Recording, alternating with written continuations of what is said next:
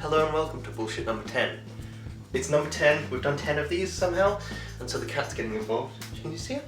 Also, if you can see the other thing, that's because it's bonfire night and fireworks and all that nonsense. So yeah, I've actually got a script this time, rather than just complaining about lettuce.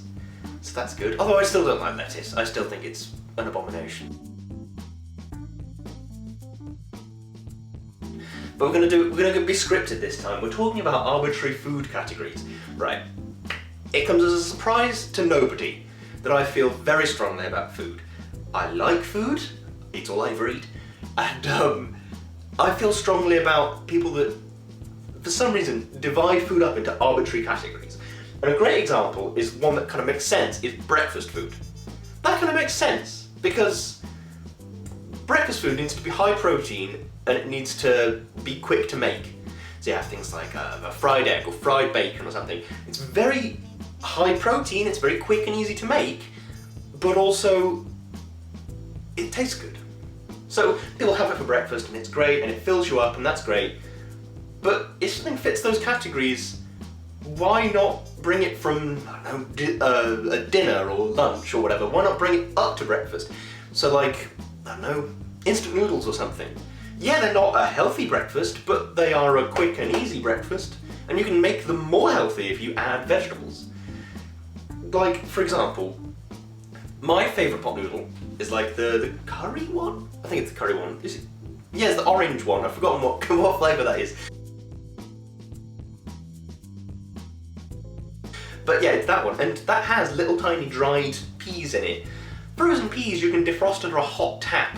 If you put some frozen peas in a pot noodle, it becomes less unhealthy, and it's still not great, it's still not like fruit, but it's less unhealthy. So maybe if things are quick and can be high protein, so you put, I don't know, like eggs. Eggs go really well on like ramen noodles or any Chinese food or a stir fry or anything. They just mesh really well. If you haven't tried it, do, because it's great. It's amazing, I would recommend it to anybody. But my point is, why not put a fried egg instead of putting it on some toast for a breakfast? Why not put it with some noodles? If you don't like bread, why are you forcing yourself to eat bread?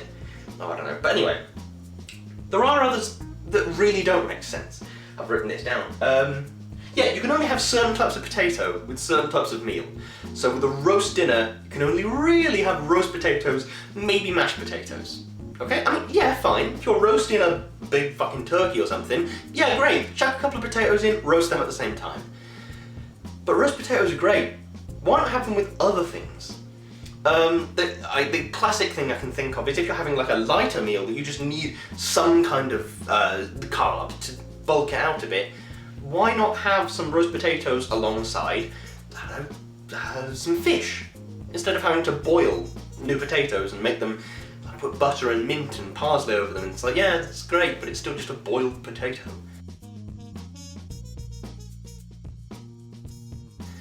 Come on now, there are, why would you segregate food so, right, okay, it's fish, so we've got to have new potatoes.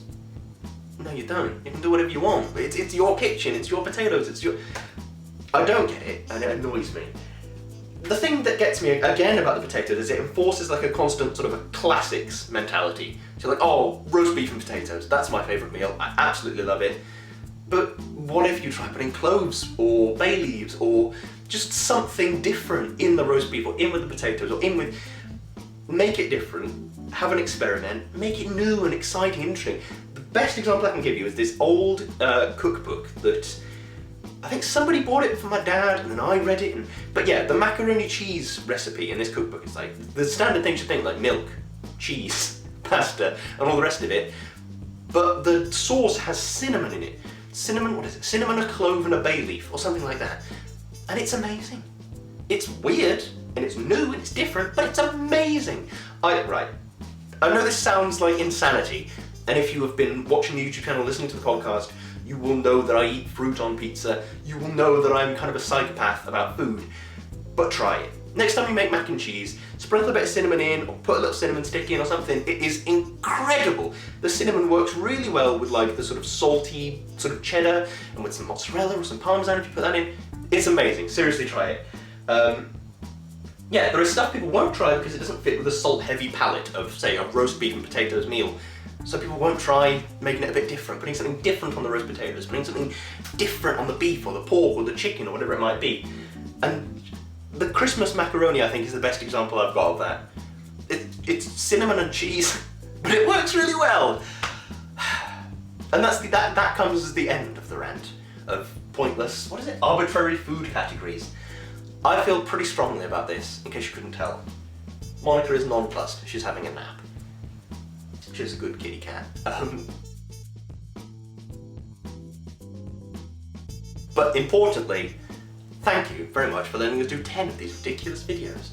It started out with, what was it, Danny was complaining about something, then I talked about pineapple on pizza and all that, but we really like making these videos. It's a weird catharsis, in a strange way. Something will annoy me in the week and I'll think, right, no, that is going on the bullshit, I don't care, and it goes in. So thank you for letting us get to 10 of these. If you enjoy them, check out the podcast, check out our Patreon, we do more stuff, you can suggest stuff. Reach out, let us know that you like it. We love hearing that you like our stuff, because we try really hard. So yeah, thank you very much for watching. Have a lovely day. Drink some water if you haven't already.